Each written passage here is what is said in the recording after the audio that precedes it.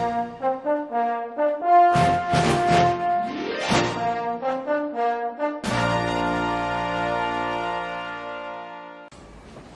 안녕하세요. 네, 역시 오늘도 또 새로운 시간입니다. 그래서 지난 시간 이어가지고 저희들이 이제 면역학 계속 얘기를 하고 있죠. 그래서 약 한 3시간 정도 뭐 더 걸쳐가지고 그리고 뭐 계속해서 면역학 얘기를 조금 하고 있는데요. 지난 시간까지 저희들 항체에 대해서 얘기를 했었습니다. 항체.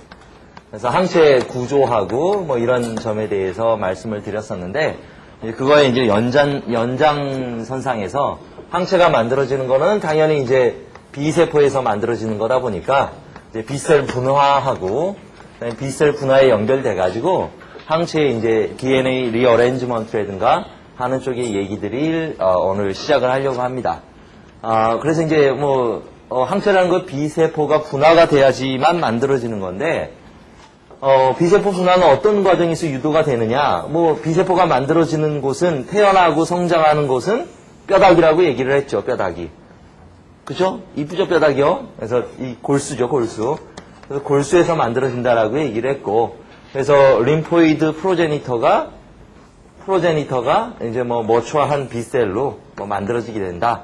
이렇게 얘기를 하는 건데, B셀 분화 과정을 보게 되면은 이렇게 B셀 분화 과정은 안티젠에 아무런 자극이 없이 사실상 분화 과정이 어느 정도 진행이 됩니다. 안티젠하고 상관이 없이.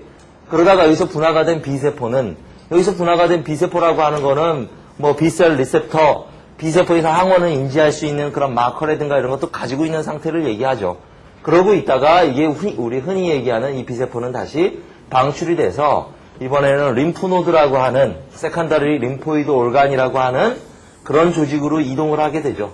그런 조직으로 이동을 해가지고 여기에서 두 번째 세컨더리 림포이드 올간에서 안티젠의 자극을 받게 되면 우리가 이제 흔히 얘기하는 분화 과정을 유지해서 달걀 모양의 플라즈마 셀, 형질세포도 만들어지고 메모리 셀도 만들어지고 하는 과정으로 전체적으로 이야기를 하죠. 그래서 이런 과정에 대해서 조금 더 구체적으로 이제 좀 정리를 해볼 필요가 있죠. 그래서 조금 정리를 해보면은 처음에 이제 림포이드 프로제니터, 림포이드 셀이라고 그냥 얘기를 하겠습니다. 림포이드 셀에서부터 B셀이 만들어지기 시작하는데 처음에 만들어지는 거를 프로비셀이라고 얘기를 하고요. 프로비셀 과정에서 더 분화된 거를 프리비셀 과정이라고 얘기를 하죠. 프리비셀에서 조금 더 분화된 형태를 임머추어 B셀, 임머추어 B셀이라고 얘기를 하고요.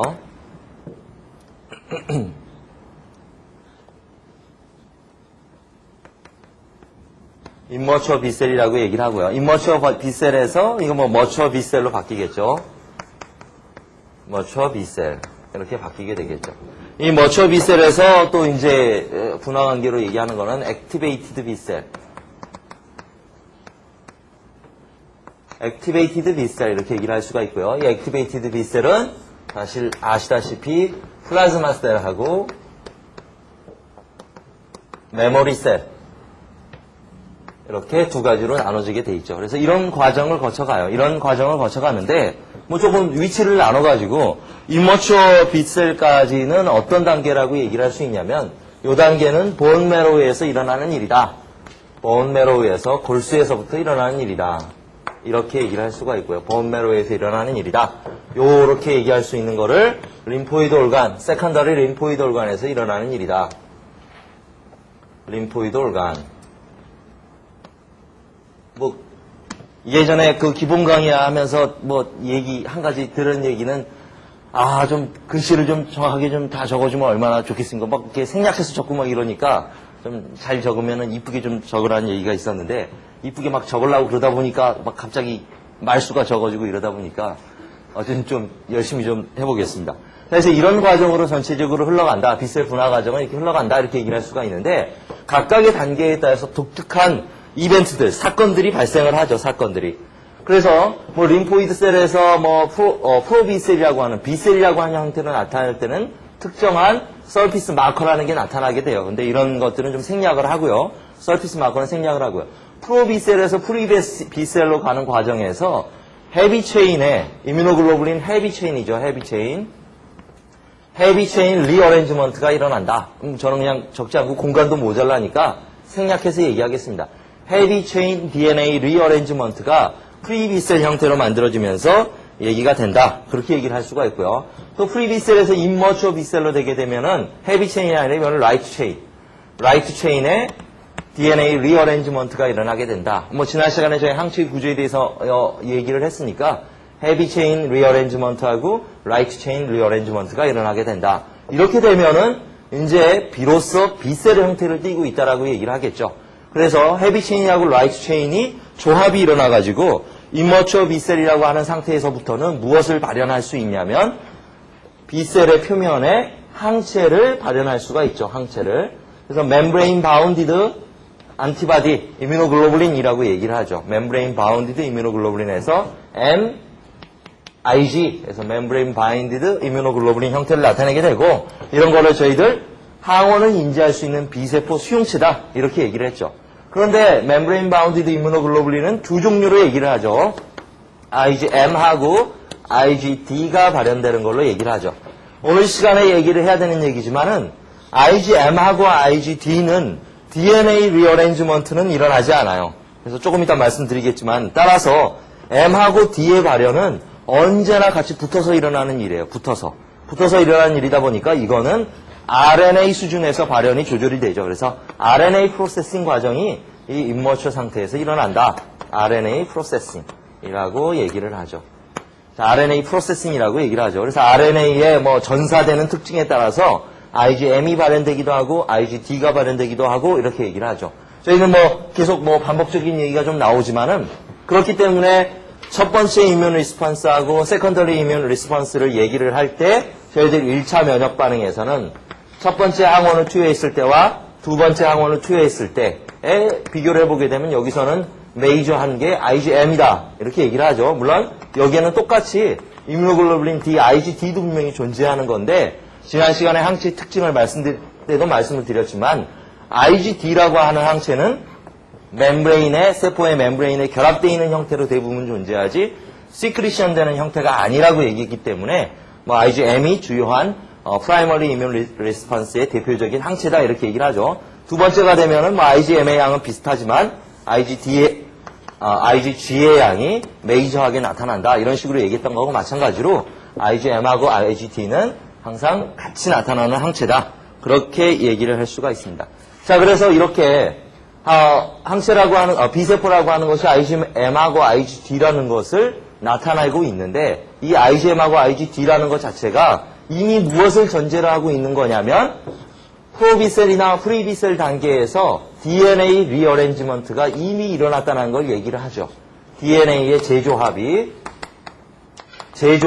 이미 일어났다는 걸 얘기를 하죠. DNA 재조합. 따라서 머추어 B셀이라고 하는 상태의 B세포들은 지난 시간에 얘기했던 것처럼 특정 항원에 대해서 특이적인 그런 클론 상태로 존재를 한다. 그렇게 얘기를 했죠. 클론 상태로 존재를 한다. 그래서 머추어 B셀 상태라는 거는 클론 상태로 특정한 항원에 대해서만 반응할 수 있는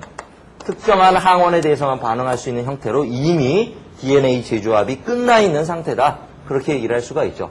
그 이후에 항원의 자극이 오게 되면 이 머추어 B셀은 액티베이티드 B셀로 바뀌게 되죠. 그래서 항원의 자극이 오게 되면 맨 처음 일어나는 일이 프로리퍼레이션, 세포 분열 과정이 진행이 되죠. 세포 분열을 얘기하죠. 액티베이티드 B셀이 되면은 제일 먼저 일어나는 현상은 프로리퍼레이션, 세포가 마구마구 분열을 하는 거죠. 즉 특정한 항원에 대해서 반응할 수 있는 그 클론만, B세포 클론만 세포 분열을 해서 숫자를 늘려주게 되고 그 이후로 분화 과정이 진행되게 되죠. 분화 과정이 진행돼서 플라즈마 셀이나 메모리 셀로 만들어지게 된다. 뭐 기본 과정에서 다 말씀을 드렸지만 플라즈마 셀은 항체 생성을 하기 위해서 소포체 이런 것들이 발달해 있는 그런 형태의 세포를 얘기하죠. 메모리 셀도 역시 플라즈마 셀이랑 비슷하지만은 이거는 서바이벌을 좀 증가시켜가지고 나중에 2차적인 획득 면역의 주된 역할을 하는 걸로 얘기를 할 수가 있겠죠. 그래서 이런 식의 단계가 진행이 된다 이렇게 얘기를 할 수가 있어요. 요 과정 중에서 그 다음에 또 뭐 어떤 현상이 일어날 수가 있냐면, IgM하고 IgD 이렇게 얘기를 했는데, 그 다음에 컨스탄트 리전, 이뮤노글로불린의 컨스탄트 리전에 해당하는 부분들의 DNA 리어렌지먼트도 일어난다. 그렇게 보시면 돼요. 컨스탄트 리전, 컨스탄트 C 리전의 DNA 리어렌지먼트도 일어나게 된다. 이 시기에 이렇게 보면 된다. 그렇게 얘기를 할 수가 있습니다. 자, 뭐 무슨 얘기냐? 지난 시간에 잠깐 요 얘기는 안 하고 넘어갔었으니까, 항체에서 얘기를 안 하고 넘어갔었으니까 컨스탄트 리전 부분 가지고 항체의 종류를 어떻게 나눠서 얘기를 하느냐. 이렇게 얘기를 하죠. 아이소타입, 그 다음에 알로타입, 그 다음에 아이디오타입이라고 하는 거를 얘기를 하죠. 항체를 얘기할 때요. 안티바디를 얘기할 때 아이소타입, 알로타입, 아이디오타입을 얘기를 하는데, 아이소타입은 뭐였냐면은 항원 결정 부위는 같아요. 항원 특이성을 인지하는 베리어블 리전은 같다라는 거죠. 하지만 무엇이 틀린 거를 얘기하냐면 컨스탄트 리전이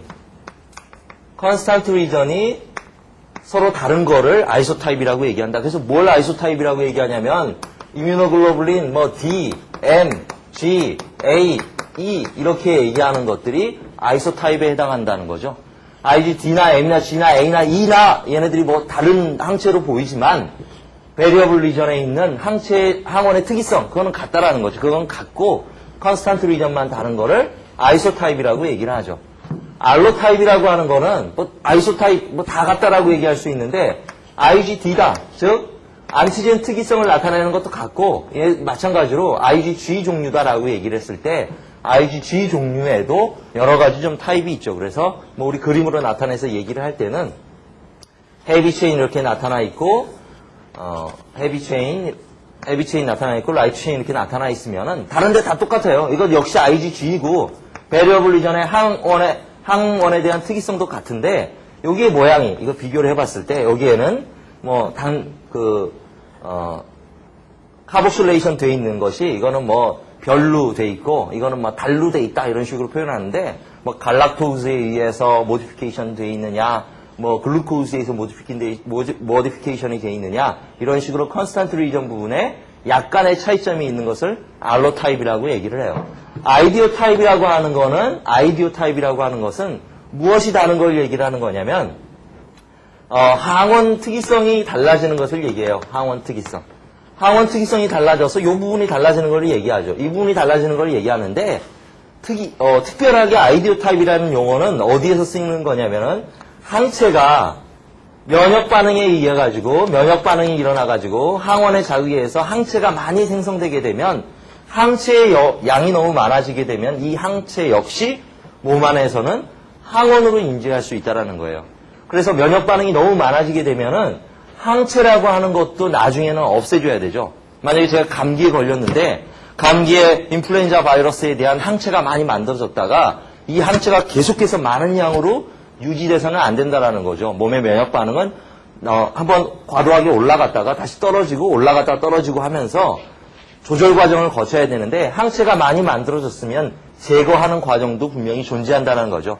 그런 제거하는 과정에서는 아이디오 타입의 항체가 다시 만들어지게 된다 이렇게 얘기를 해요. 아이디오 타입. 그러면은 항원에 대한 항체가 만들어진 것에 대해서 이거를 항원으로 인지하는 항체를 아이디오 타입이라고 얘기를 해요. 그래서 항원의 특이성이 좀 달라진다. 조금 다른 얘기지만은 뭐 요 얘기하고 관련돼 가지고 어떤 개념으로 얘기를 할 수 있냐면은 잔잔한 호숫가에다가 돌을 던지는 걸로 표현을 해요. 그러니까 돌을 맨 처음에 던질 때는 이게 항원에 해당하는 거예요. 맨 처음에 항원을 그 잔잔한 호수에다 던졌을 때는 물결이 크게 일어난다고요. 크게 일어나는데 물결이 크게 일어나는 것은 언젠가는 사그라져가지고 없어져야 된다는 거죠. 그래서 물결이 이렇게 나면 돌 던진 거에 물결이 이렇게 일어나게 되면 어떤 식으로 표현하기도 하냐면 요 항원에 대해서 돌멩이에 대해서 항체가 만들어지고 이 항체의 면역 반응을 제거해주기 위해서 과민 반응을 없애주기 위해서 요 항체에 대한 항체가 만들어지고 이 항체에 대한 항체가 만들어지고 이런 식으로 표현하기도 해요. 어쨌든 간에 그 물결이 없어지듯이 나중에는 점점 잔잔하게 면역 반응이 전부 다 다운되는 식으로 설명을 하는 양상도 있으니까 그런 점에서 아이디오 타입이라는 개념을 이렇게 이해를 하고 계시면 될 것 같습니다. 자, 그래서 돌아와서요. 다시 이렇게 말씀을 드리면 항원의 특이성하고 상관없이 아이디오 타입의, 즉 이뮤노글로불린 G가 나올 것이냐, 이뮤노글로불린 A가 나올 것이냐 이런 것들이 결정이 돼야 되는데 그런 거의 결정은 역시 DNA 리어레인지먼트에 의해서 이쪽에서 일어나게 된다. 그렇게 생각하시면 되겠습니다. 자, 그래서 보통 저희들 뭐 시험 문제에 나오는 얘기 중에서 많이 혼동하고 있는 그런 얘기들이 하나가 있는데 첫 번째 이런 얘기들이죠. 안티젠에 의해서 스티뮬레이션이 되어 있는 B세포가 있다. 플라즈마 셀이 있다. 그랬을 때 이 플라즈마 셀은 A라는 어떤 특정한 항원에 대한 안티-A만을 만들어낸다. 이거는 누구나 이거 맞는 얘기라고 얘기를 해요. 근데 혹 지문에서 어떤 얘기들도 나오냐면 그런데 이 B세포는 항체를 만들어내고 있는 B세포는 만약에 IgG를 안티-A에 대한 IgG 안티바디를 만들어내고 있었다. 그런데 뭐 나중에 이 B세포는 IgA도 만들어낼 수 있고 혹은 뭐 IgM도 만들어낼 수 있고 이런 것들을 만들어낼 수는 있다. 이렇게 해서 혼동하시는 경우가 많이 있는데 완전히 분화된 B세포는 항체를 생성하는 플라즈마 셀은 IgG를 생성하는 B셀이다 그러면 IgG만 만들어낼 수가 있는 거지 뭐 중간에 IgA를 만든다든가 IgM을 만들어주는 식으로 변화할 수는 없는 거예요. 왜냐하면 이제 앞으로 말씀을 드리겠지만 이미 뭘 얘기하고 있냐면 액티베이션이 되면서 DNA 리어레인지먼트가 일어나기 때문에 컨스탄트 리전의 유전자도 DNA 리어레인지먼트가 일어나 버린 거기 때문에 플라즈마 셀은 뒤로 돌아갈 수는 없죠. 이미 유전자의 일부분을 딜리션 시켜버린 거기 때문에 뭐 그런 점에서 혼동이 없어야 되겠다. 이렇게 말씀을 드릴 수가 있습니다.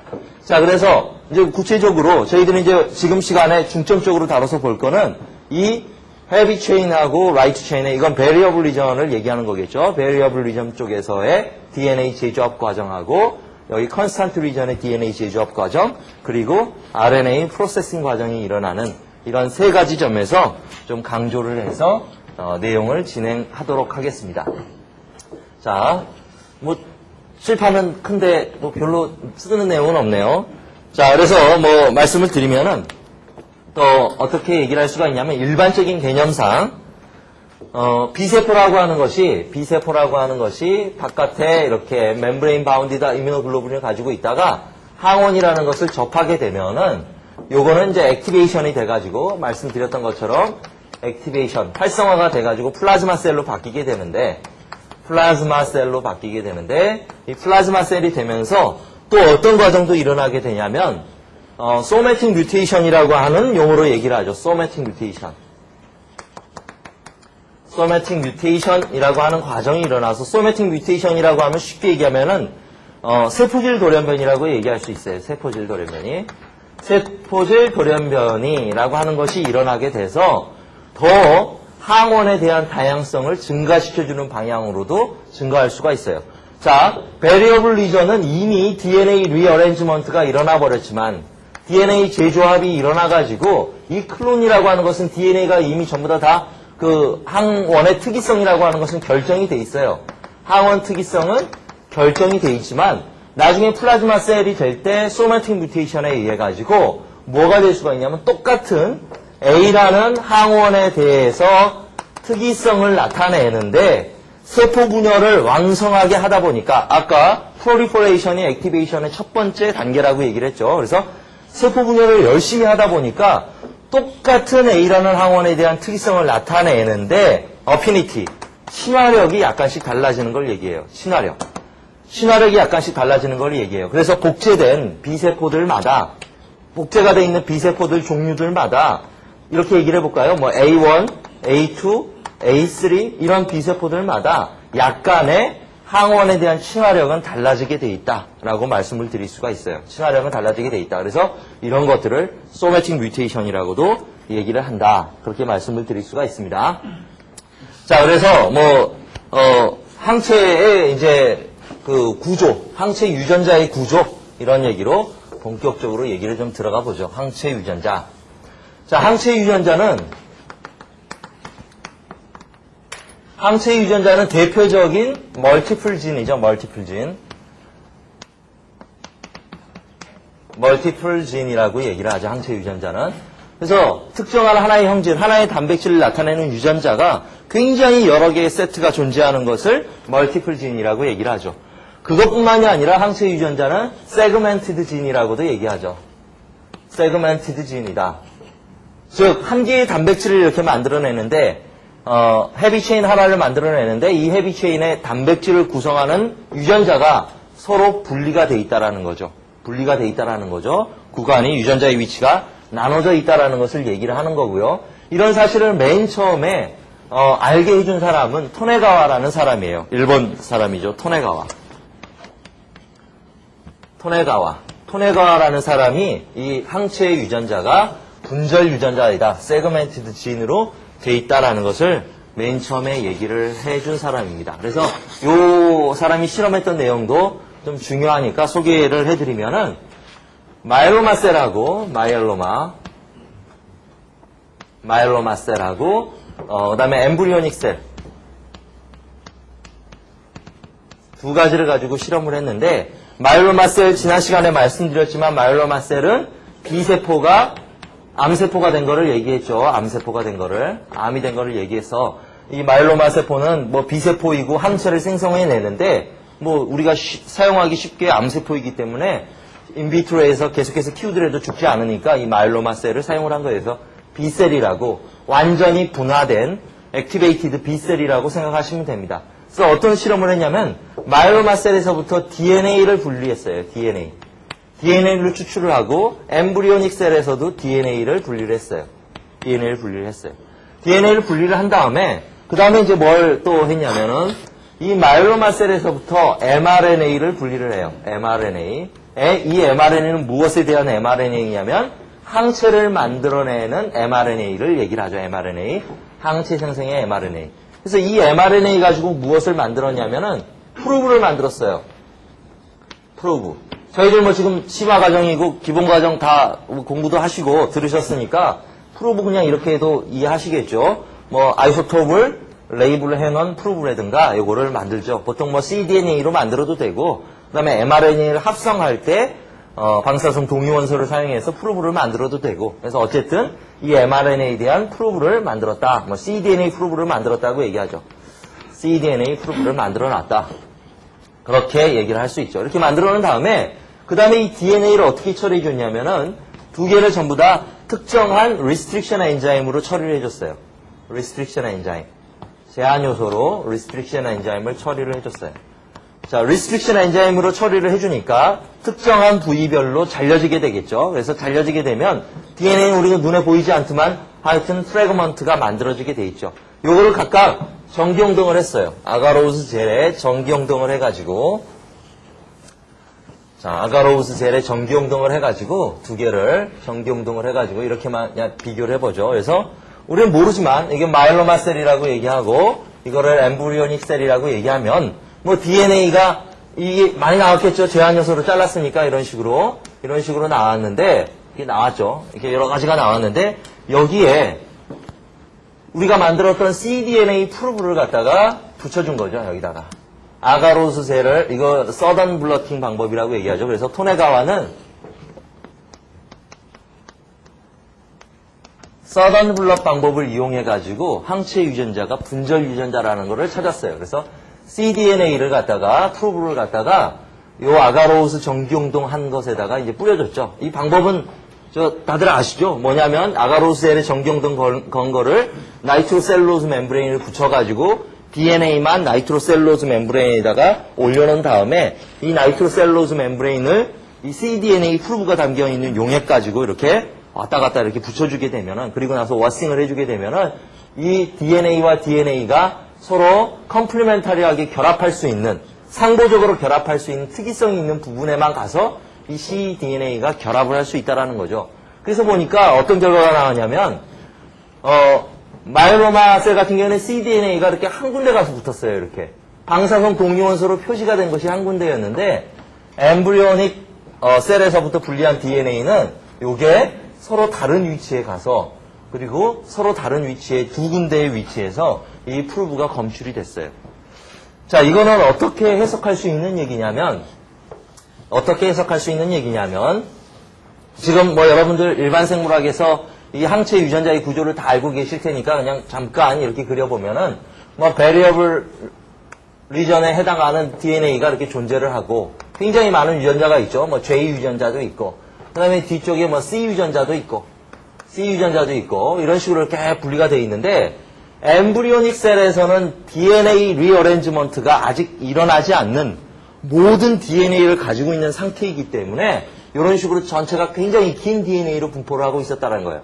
마이로마 셀은 이미 DNA 재조합이 다 일어나고 특정한 항체만 분리하던 세포이기 때문에 어떻게 얘기할 수가 있어요? V 유전자 하나, 뭐 J 유전자 하나, 그 다음에 C 유전자 하나 이런 식으로 이렇게 결정이 돼 있었다라는 거죠. 이미.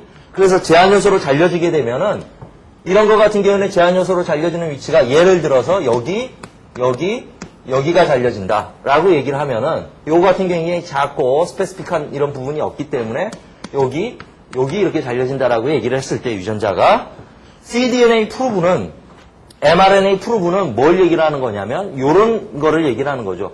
V 부분하고 J 부분하고 C 부분을 다 가지고 있는 거를 얘기를 해요. 그렇다면 마이오마 셀에서는 이게 가서 붙게 되면 이렇게 대응해서 붙게 되는데 요 프래그먼트가 하나밖에 안 되는 거죠. 하나밖에.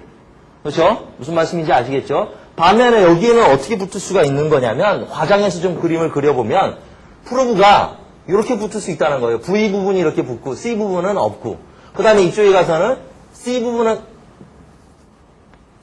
이렇게 붙고 V 부분은 붙지 않고 해서 서로 다른 DNA 부분에 가서 하나는 V 리전에서 컴플리멘터리하게 상보적으로 결합하는 부분이 있었고 하나는 컨스턴트 리전 부분에 상보적으로 결합하는 부분이 있었기 때문에 이렇게 두 개의 프로브가 디텍션이 됐다. 이렇게 얘기를 할 수 있다라는 거죠. 이게 이해가 가시나요? 이게 항체 유전자가 세그멘티드 진으로 돼 있다는 것을 알게 해준 가장 최초의 실험이기 때문에 매우 강조해서 얘기를 하고 있는 거예요. 이게 이해가 가셔야 되는데 이해 가시죠? 이해 가시죠? 그래서 이런 식으로 해서 토네가는 서던 블럭 방법을 이용해가지고 이 V 리전의 유전자 부분과 C 리전의 유전자 부분이 이렇게 서로 다르다. 이런 거를 우리 RFLP라고 얘기하죠. RFLP.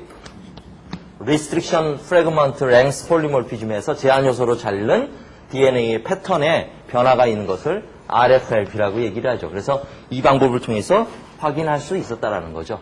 자, 이것뿐만이 아니라 나중에 알려진 바에 의하면 나중에 알려진 거는 요거는 유전자 하나의 염색체에서 유전자가 굉장히 떨어져 있는 상태를 얘기하는 거였지만 나중에 알고 봤더니 헤비 체인하고 라이트 체인은 아예 유전자가 분포하는 염색체가 다르죠. 염색체가.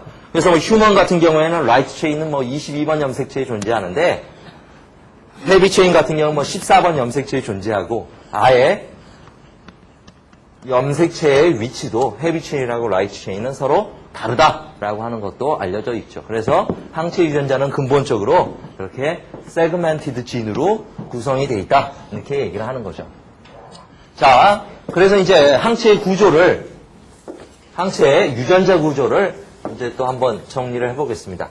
항체의 유전자 구조를 얘기해보면 라이트 체인하고 헤비 체인하고 있죠. 라이트 체인하고 헤비 체인.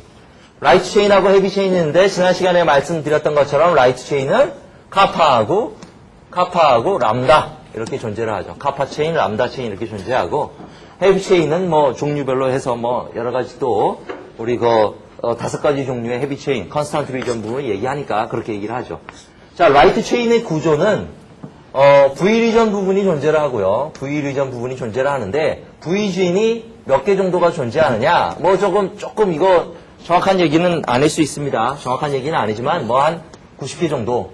이거 면역학 책을 찾아보면은 정확하게 숫자가 나와 있는데 지금 그 숫자가 중요한 건 아니니까 V 유전자에 해당하는 것은 한 90개 종류가 존재를 하고 그 다음에 J 유전자에 해당하는 것이 한 4개 정도가 존재를 하고 그런 식으로 얘기를 하죠. 자, 4개 정도를 얘기를 하고 그 다음에 이제 또 컨스탄트 리전 부분에 해당하는 C 부분에 해당하는 부분도 유전자가 존재하고 그래서 비교적 이런 구조로 돼 있다라고 얘기하고 헤비 체인 같은 경우에는 VJ 말고 한 부분이 더 있죠. V도 물론 여러 개가 있고 V 유전자도 여러 개가 있고 한 120개에서 130개 얘기해요. 헤비 체인 같은 경우에는 130개의 V진이 존재를 하고 D도 존재를 하죠. D 유전자. 좀 D 유전자라고 얘기하죠. D 유전자. D 유전자도 뭐 한 몇 개 정도 있다고 얘기할까요? 한 13개 정도 있다. 그래서 D 유전자도 존재를 하고 그다음에 J 유전자 역시 4개.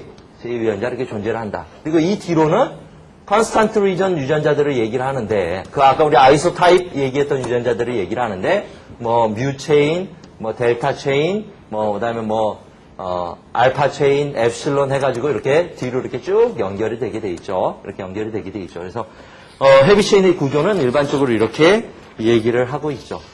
자, 이거는 이제 어떤 방식에서 DNA 리어레인지먼트가 일어나느냐? 순서를 보게 되면 DNA 리어레인지먼트는 맨 처음에 여기 같은 경우에는 VJ 조이닝이 일어나고 라이트 체인 같은 경우에는 VJ 조이닝이 일어나고 그 다음에 VJ C 조이닝 이렇게 해가지고 이런 식으로 진행이 되죠. 헤비 체인 같은 경우에는 맨 처음에 DJ 조이닝이 먼저 일어나요. DJ 조이닝 이게 일어나고 그 다음에 VDJ 조이닝이 일어난다. 그 다음엔 나중에 컨스탄트 리전 부분이 결정이 되게 되겠죠. 그래서 이런 과정으로 진행된다. 이렇게 얘기를 할 수가 있고요. 그러면 어떤 방식으로 이것들이 DNA 리어레인지먼트가 일어나게 되느냐? 그걸 보게 되면은 각각의 유전자, 이 분절 유전자라고 얘기하는 이 유전자들 앞에는 DNA 리어레인지먼트를 할 수 있는 그런 시퀀스가 존재한다. 그렇게 얘기를 할 수가 있어요.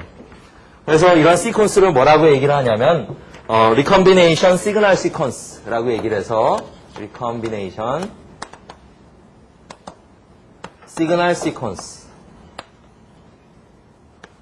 그래서 그냥 RSS다 이런 식으로 이름을 붙여서 얘기를 해요. RSS로 얘기를 한다. 그래서 각각의 유전자 부분, 혹은 인트론 부분이라고도 얘기할 수 있는데 이 부분에, 이 앞쪽 각각의 부분에 이런 RSS라고 하는 시퀀스가 존재하는데 이 RSS의 시퀀스의 특징은 이런 식으로 돼 있어요. 헵타머라고는 7머라고 쉽게 그냥 표현하죠. 7머하고 나노머, 9머. 즉 뉴클레오티드 7개짜리하고 9개짜리가 이렇게 반복적으로 구성을 하고 있는데 요 사이에는 스페이서라고 하는 부분이 존재를 하고 요 부분에 뉴클레오티드가 쉽게 재조합되는 그런 특징을 가지고 있어요. 쉽게 재조합되는 특징을 가지고 있어요. 그래서 이런 스페이서 부분이 재조합되는 부분이다. 그렇게 얘기를 할 수가 있습니다. 자, 그래서 이게 뭐 DNA 리어레인지먼트가 일어나는 과정을 그냥 간단하게, 너무 많이 시간을 잡아먹으면 안 되니까 간단하게 말씀을 드려보면은 이렇게 되죠. 각각 만들어질 때 V진 여러 개가 있고, V1, V2, V3, 뭐 점점점점 있고, 그 다음에 D도 있고, J도 있고, 이렇다고 얘기를 했을 때, 최초에 뭐 D하고 J 각각 하나씩 어차피 만들어져야 되고, D, J 각각 만들어져야 되고, V도 뭐가 됐든지 간에 한 개만 이렇게 만들어져야 되기 때문에, J조합이 만들어져야 되기 때문에, DJ가 만들어질 때도 뭐 이런 식이죠. D1하고, 그 다음에 J가, J2가 붙게 된다. 이렇게 된다면, 요 사이에서는 DNA가 이렇게 꼬리를 물고, 여기는 뭐 D2, 뭐 D3, 그 다음에 뭐 D4, 뭐 아시죠? 그 다음에 여기 뭐 J1 해가지고, 이렇게 해서 이거는 뭐 루핑아웃 형식으로 빠지게 된다. 이렇게 얘기하는데, 여기서 재조합이 일어나는 거죠. 재조합이 일어나는 거는, 두 가지를 이렇게 봐서 얘기를 할 수가 있는데, 어떤 식으로 얘기를 하는 거냐면은, 이 RSS 시그널이라고 하는 것이 두 가지 종류예요. 그래서 방향성이라는 것이 이렇게 있어서, 이 RSS 시그널 여기와 여기 사이에 이렇게 서로 반대로 돼 있는 시그널이 있을 수도 있고, 이 시그널이 서로 같은 방향으로 돼 있는 시그널이 있을 수도 있어요.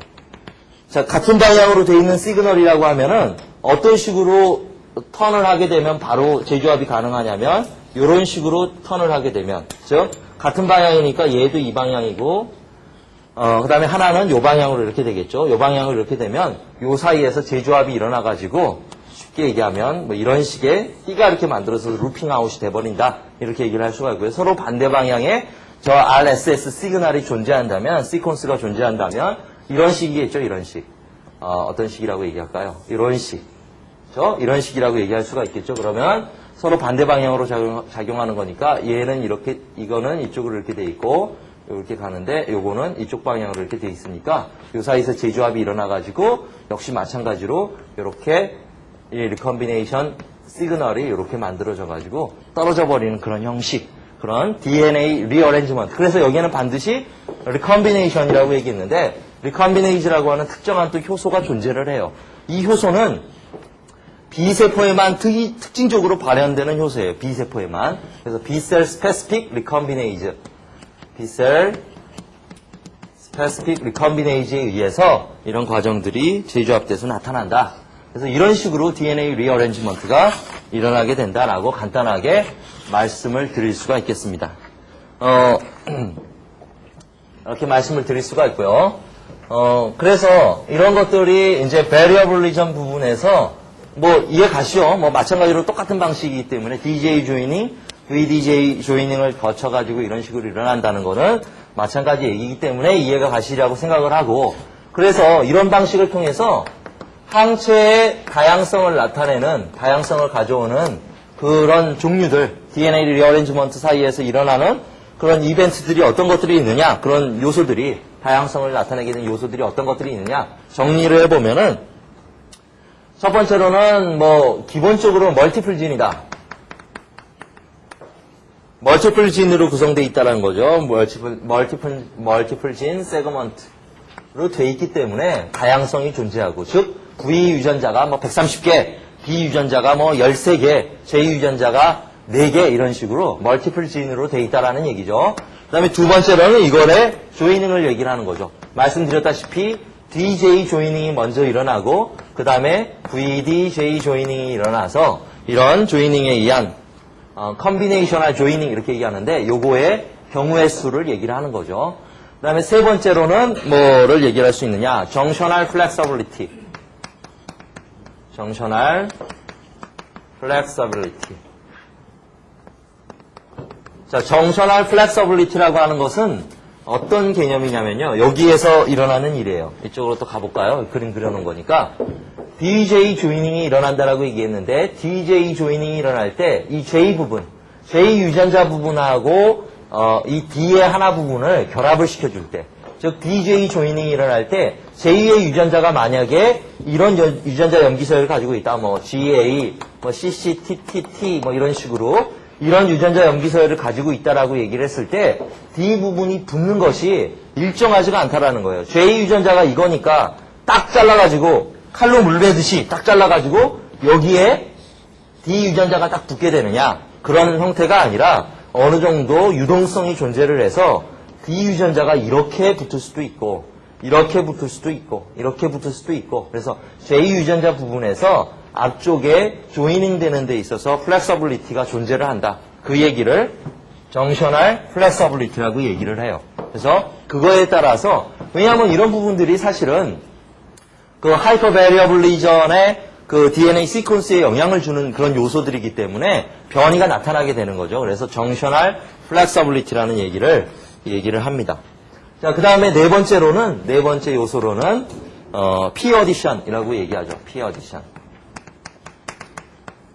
다섯 번째 N 어디션이라고 얘기를 하는데 P 어디션이라고 하는 개념은 뭐냐면 정셔널 플렉서블리티는 이 J 유전자 부분에서 약간의 유동성이 있는 걸 얘기했고 P 어디션이라고 하는 것은 뉴클레오티드가 삽입되는 거예요.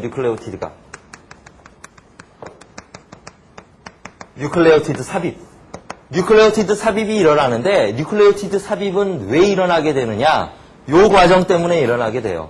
여기서 두 개의 유전자가 리어레인지먼트에 의해 가지고 서로 교차 현상이 발생하겠죠. 쉽게 얘기하면 저희들 뭐 할리데이 모델 이렇게 얘기했던 것처럼 리어레인지먼트에 어차피 모델이 똑같으니까 여기에서 교차 현상이 일어나게 돼요. 두 가닥에서 교차 현상이 일어난 다음에 이거를 두 개를 이렇게 나눠주기 위해서는 어차피 여기에는 자이레이즈, 즉 토포아이소머레이즈와 같은 그런 효소에 의해서 엔도뉴클레이즈에 의해서 잘려줘야 돼요.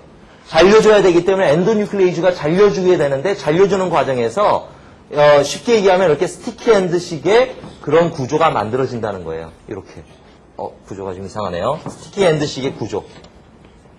이런 식으로 엔도뉴클레이즈에서 잘려지면서 요게 풀리면서를 얘기를 하는 거예요. 이게 잘려지면서 엔도뉴클레이즈에서 이런 식의 일이 발생하는데 요 빈 공간에 뉴클레오티드가 첨가된다는 얘기예요. P 어디션이라고 하는 거는. 그래서 뉴클레오티드가 삽입되는 거를 얘기를 한다. 그래서 이거는 P 어디션하고 N 어디션의 차이점은 P 어디션은 엔도뉴클레이드에서 저게 잘려지면서 루프가 떨어져 나가면서 일어나는 일을 P 어디션이라고 얘기하고요. N 어디션이라고 하는 것은 뭐라고 얘기해? TDT 시퀀스라고 얘기하는데 이 D 부분에는 다이뉴클레오티드 아무거나 와도 돼요. 사이미딘하고 사이미딘 사이에 요게 오게 되고 TDT에 반복되는 구조가 그냥 첨가되는 그런 거를 얘기를 해요. 이것도 특정한 효소에 의해서 일어나는 건데 뭐 이런 부분까지 저희가 굳이 알 필요는 없겠고 이런 식으로 항체의 다양성을 미치는데 P 어디션, N 어디션이라는 개념은 뭐 이런 식이다. 즉 VD 조이닝이 일어나는 부분에서 정션화 플렉서블리티도 있지만 뉴클레오티드가 첨가되는 과정도 존재한다. 이런 정도로 알고 계시면 될 것 같아요. 그 다음에 여섯 번째가 소매틱, 아까 얘기했던 것처럼 소매틱 뮤테이션이라고 얘기를 하죠. 소매틱 뮤테이션. 소매틱 뮤테이션을 그래서 다른 말로 소매틱 하이퍼 뮤테이션이라고도 얘기를 해요.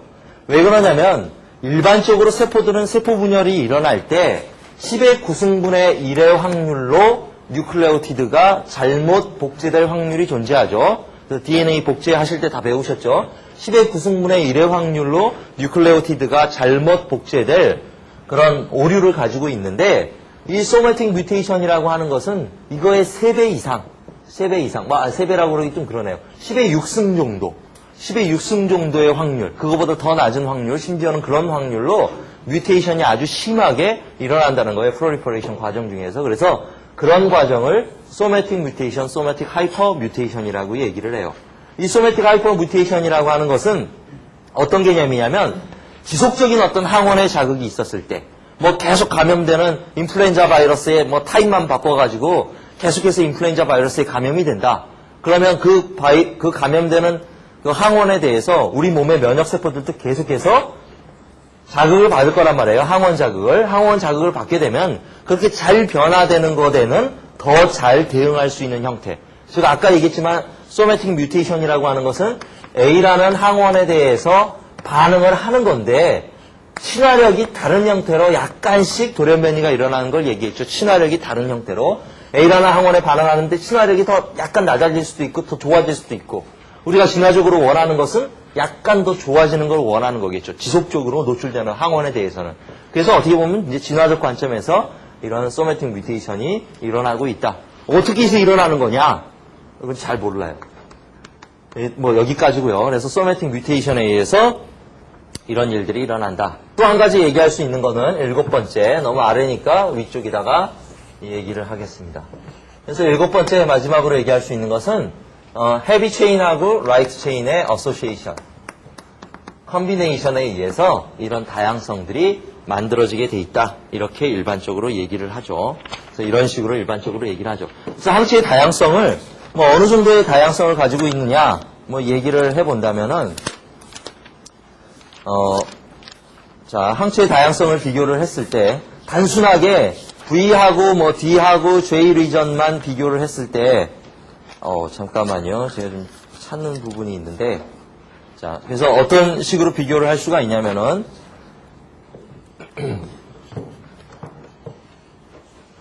단순하게 지금 여기서 지금 비교를 하려고 하는 것은 정션화 플렉서블리티라든가 P 어디션이라든가 N 어디션이라든가 소매틱 뮤테이션 같은 거는 제외하고 왜냐하면 이 경우들은 저희가 계산해주기가 확률상 계산해주기가 굉장히 어려운 얘기고 VDJ 조이닝하고 그 다음에 헤비 체인 라이트 체인의 어소시에이션 이거에 의해서 항체의 유전자의 종류가 얼마나 나타날 수 있는가 단순하게 이거를 계산해 줄 수는 있죠.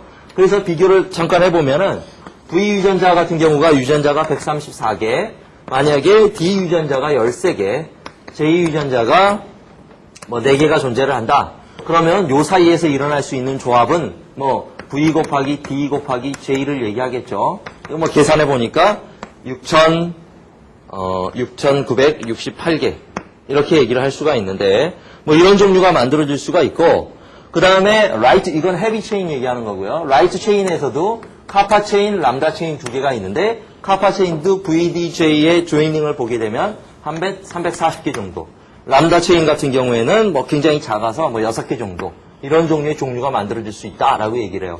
그러면 헤비 체인하고 라이트 체인을 전부 다 합하게 되면은 합하게 되면은 뭐 이렇게 얘기할 수가 있죠. 6968 곱하기 그냥 340 헤비 체인하고 라이트 체인의 합 이거에 의해서 나타나게 되면 뭐 보면은 2.41 곱하기 10의 6승계 정도가 나오게 되는데 요 단순한 작업에 의해서만 VDJ 조이닝하고 헤비 체인하고 라이트 체이닝의 조합에 의해서만 10의 6승계 이상의 그런 경우의 수가 나올 수 있다라는 거죠. 이 경우의 수에다가 정셔널 플렉서빌리티, P 어디션, N 어디션이 합쳐지게 되면 일반적으로 10의 9승계 이상의 다양성이 나타난다라고 얘기를 하죠. 다양성. 이렇게 얘기를 하죠. 10의 9승계 이상의 다양성이 나타날 수 있다. 그래서 항체의 다양성이 뭐 항원의 다양성에 못지않게 굉장히 많은 다양성을 가지게 된다. 이렇게 얘기를 할 수가 있습니다. 자, 그 다음에 이제 또 마지막으로 한 가지 얘기해야 될 부분은 컨스탄트 리전 부분을 얘기하죠. 컨스탄트 리전 부분. 그래서 컨스탄트 리전 부분도 마찬가지로 뭐를 얘기할 수 있냐면은 맨 처음에 있는 것이 뮤 유전자하고 델타 유전자인데 뮤 유전자하고 델타 유전자가 있으면 요 앞에도 역시 마찬가지로 뭐라고 얘기할까요? 스페이서라고 하는 것이 존재를 해요. 여기에도 스페이서. 여기에는 다들 스페이서가 있는 거예요. 사실 이렇게 지금 보이지 않지만 스페이서가 다 있고 한 가지 좀 빼놓은 게 있다면은 V 유전자 앞에는 반드시 각각도 다 뭐가 존재하냐면 리더 시퀀스가 존재해요. 리더 시퀀스. 이 V 유전자 앞에는 리더 시퀀스. 리더 시퀀스 아시죠? 시그널 펩타이드 얘기하는 거죠. 시그널 펩타이드. 시그널 펩타이드가 존재해서 왜냐하면 항체가 세포막 바깥으로 분비가 돼야 되기 때문에 분비하기 위해서 시그널 펩타이드가 V 리전 부분에 반드시 존재하죠. 근데 지금 말씀드리는 거는 이 컨스탄트 리전 부분에도 여기에 전부 다 스페이서가 이렇게 존재를 해요. 스페이서가 존재를 해서 이 부분에서는 뭐가 일어날 수 있냐면 DNA 리어렌지먼트가 이런 루핑 아웃 방법으로 DNA 리어렌지먼트가 일어나서 특정 유전자만을 선택해서 나머지는 딜리션 시켜버릴 수 있다라는 개념이에요. 하지만 뭐와 뭐 사이에는 이 스페이서가 없냐면 뮤 체인하고 델타 체인 사이에는 스페이서가 존재하지가 않아요. 그래서 요거하고 요거는 뮤하고 델타는 즉 IgM하고 IgD는 유전자가 항상 DNA가 같이 존재해요. 같이 존재를 하고 있는 거예요. 같이 존재를 하고 있다가 얘네들만 RNA 프로세싱 과정에 의해서 IgM이 발현될 건지 D가 발현될 건지가 RNA 레벨에서 조절이 되는 거고 나머지는 컨스탄트 리전에 IG E, A 그 다음에 G 이런 것들 나머지 유전자들은 전부 다 이미 완전히 액티베이티드 플라즈마 B셀이 될 때 DNA 레벨에서 이런 것들이 조절이 돼버리기 때문에 다른 것, 이 항체가 완전히 아이소타입이 결정돼 버린다. 아까 처음에 말씀드렸지만은 뒤로 돌아갈 수 없는 상태. 즉 플라즈마 B셀 한 개라고 하면은 특정 항원에 대해서 특정한 아이소타입에 대한 항체만 만들어낼 수 있는 거지. 하나의 항원에 대한 항체가 E도 만들어주고 A도 만들어주고 G도 만들어주는 건 절대 아니다. 그렇게 얘기를 하는 거죠. 그래서 이런 식으로 해서 DNA 항체의 유전자 구조가 정리될 수 있다. 이렇게 말씀을 드릴 수가 있겠습니다. 그래서 이런 과정을 클래스 스위칭이라고 얘기하죠. 이렇게 아이소타입이 결정되는 것을 클래스 스위칭이라고 얘기하죠. 클래스라고 얘기하거나 IgG, IgM 이런 것들을 항체, 이뮤노글로불린 클래스라고 얘기를 하죠. 그래서 그런 과정으로 얘기를 할 수가 있겠습니다.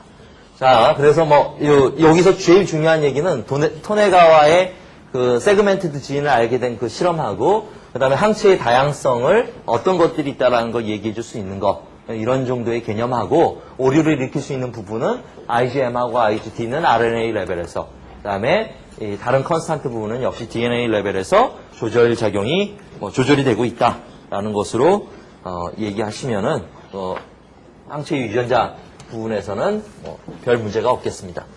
자, 그러면 다음으로는 어떤 내용에 대해서 얘기를 해야 되냐면은 항원하고 항체의 반응, 항원 항체 반응을 얘기를 하는 거죠. 안티젠, 안티바디 리액션, 항원 항체 반응을 얘기를 할 수가 있죠. 자, 항원 항체 반응에 대해서 얘기를 해보면은, 항원 항체 반응. 자, 항원 항체 반응이라고 얘기했는데, 우리, 지난 시간에도 잠깐 얘기했지만은, 항원과 항체의 반응이라고 하는 것은 효소와 기질 반응하고 같다라고 얘기했죠. 효소와 기질 반응. 왜냐하면 이것도 단백질이고, 혹은 항체가 단백질이 아닐 수도 있어요. 항원이. 항체는 단백질로 구성되어 있지만, 고분자 물질로 되어 있지만, 이 항원이라고 하는 것은 다른 단백질이 아닐 수도 있어요. 이거는 종류로 보면은 탄수화물이라든가 지질이라든가 혹은 뭐 단백질이라든가 핵산이라든가 이런 물질이 있을 수가 있는데 단백질 같은 경우에는 항체와 결합을 한다고 하더라도 B셀하고 반응을 한다라고 하더라도 반드시 T셀의 도움이 있어야 되고 그 다음에 탄수화물이나 질긴이나 핵산의 안티젠이라고 하면은 전적으로 B셀의 안티바디 이거에 의해서 영향을 받게 되죠. 어쨌든 고분자 물질과 고분자 물질이 결합하는 데 있어서 이게 공유결합 형태를 나타내는 것이 아니기 때문에 항원과 항체의 반응은 효소와 기질 반응하고 같다.